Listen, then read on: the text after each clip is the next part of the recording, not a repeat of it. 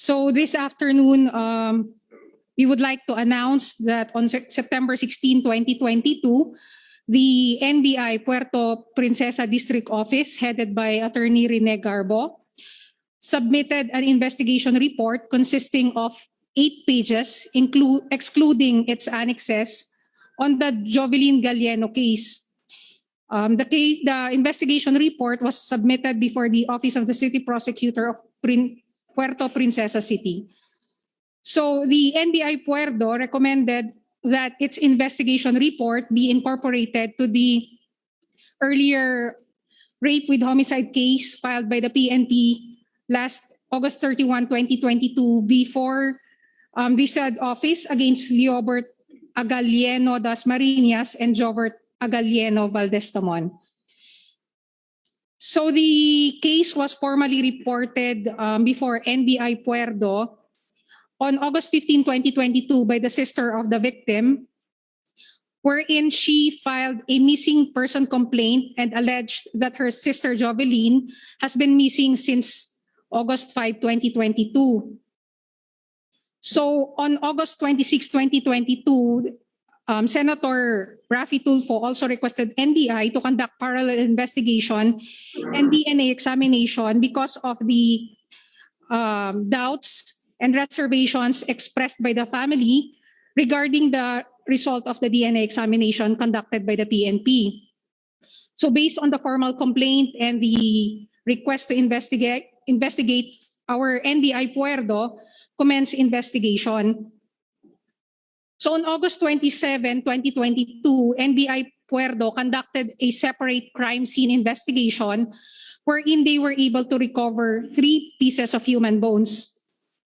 Prompted by this discovery, the NBI Puerto requested assistance from our Manila Forensic Office to conduct DNA analysis on the recovered bones and also to collect DNA samples. So on September 1, 2022, a forensic team composed of 4 personnel immediately proceeded to NBI Puerto. The team was headed by Dr. Marivic G. Villarin Floro. And they, upon arrival in NBI Puerto, they identified the parents as sources of reference sample. And later on, they also collected sample from the parents through buccal swab and blood extraction. And also the parents turned over to NBI Puerto the skeletal remains of the victim for DNA analysis. So the DNA process took 13 days to be completed. So the result became available on September 12, 2022, and the result revealed that the DNA profile from the skeletal remain matches with Jovelyn Galleno based on the profile from its reference or biological parents with a 99.99 probability of relationship. So to put simply, yung pong natagpuan na mga buto ay pag-aari ng anak ng mag-asawang Jeline at Joel. So sa kadahilanan po na wala namang ibang anak ang mag-asawa na nawawala o namatay, maliban kay Jovelyn, masasabi natin na ito ay si Jovelyn Galleno. The NBI Puerto also tried to track the cell phone of Jovelyn because of the earlier confession made by Leobert na tinapon niya yung cellphone sa isang creek. However, upon examination, the cell phone is unreachable. Odontological examination was also conducted on the skull of the recovered skeletal remains, but the anti-mortem data given by the attending dentist showed dental restoration in the victim. So lumalabas na incomplete po ang dental record because there was no dental charting submitted by the attending dentists of Jovelyn. So no comparative analysis was done by our experts. Also, NBI Puerto requested polygraph examination on the 2 subjects. the purpose of which is to determine whether or not subjects are involved or in possession of any undisclosed knowledge regarding the instant investigation. Ang result po ng aming polygraph examination as to Liobert Dasmariñas, merong deceptive result to some relevant questions. While as to Jobert Valdez-Tamon, no specific reactions indicative of deception. Also, our agents from Puerto interviewed witnesses, including the family of the victim. They were also able to interview the cousin and also yung subject na si Jobert Valdez-Tamon at ang subject na si Liobert Dasmariñas. And they were also able to review sworn statements previously given by PNP. So with that, the totality of the evidence presented at saka yung extrajudicial confession, we can conclude that Liobert is principally liable in the rape with homicide case against Jovelyn. This is in conspiracy with Jobert Valdez-Tamon, the other subject.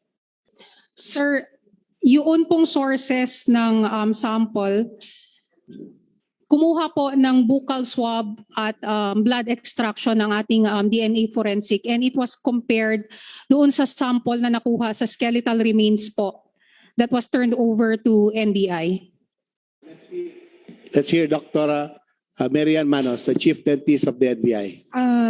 Doon po sa dental, kasama po sa examination, but hindi ho namin ma-confirm kasi missing ho yung mga ngipin at saka wala ho siyang antemortem record na maayos na sinubmit nung attending dentist.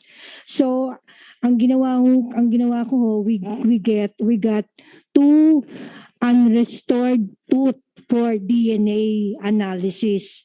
Kasi ho, ang ngipin, pwede ho yung ma-determine ang identity through teeth by the pulp.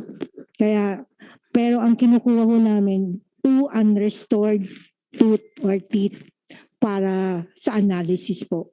The skeletonized remains of Ms. Jovelyn Galleno was found at more or less 300 meters from the house, and it is a highly vegetated area, densely planted, and it is infested with carnivorous animals like there are monitor lizards, rodents. So in short, there are a lot of animals infesting that area.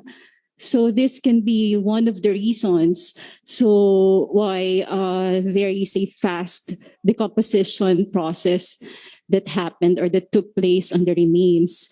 And also, not to mention that there are other factors such as the environment and the humidity, the rain, the exposure to sun. And also you have to take note that the site is found to be near a mercury-contaminated lagoon. So this can also be one of the factors because of the composition of the soil that would contribute to the fast decomposition process. Thank you. With regards to the chemicals, since there was no autopsy done and the only remains that was collected are the skeletonized remains. So we cannot assume or we cannot give an exact detail on that. Thank you.